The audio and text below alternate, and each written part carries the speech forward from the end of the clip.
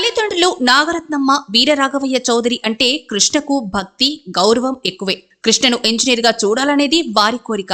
కానీ cinema actor కావాలన్నది ఆయన ఆశయం.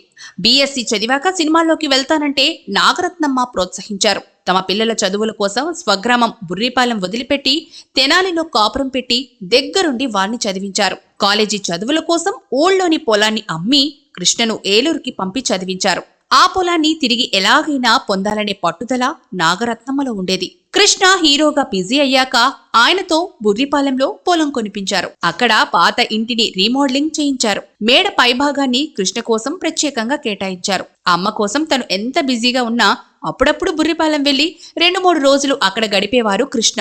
సొంతూరులో స్కూల్ కట్టించాలనే అమ్మ కోరికను కూడా కృష్ణ నెరవేర్చారు.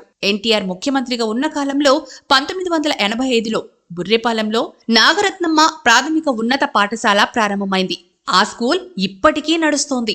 తన అమ్మానాన్నల పేరు మీద విడివిడిగా సినిమాలు నిర్మించారు కృష్ణ.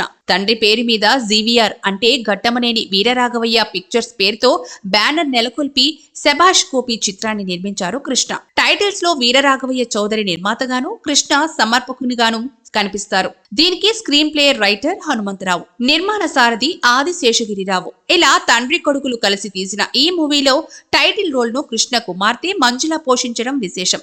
బాలనటిగా ఆమెకు ఇదే తొలి చిత్రం.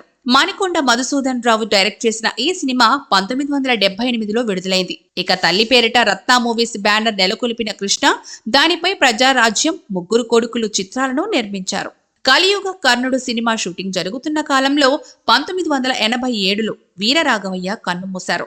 భర్త మరణంతో కుంగిపోయిన నాగరత్నమ్మ ఏడాది తిరిగేసరికి 1989 జనవరి 3న తన 76వ ఏట మృతి చెందారు.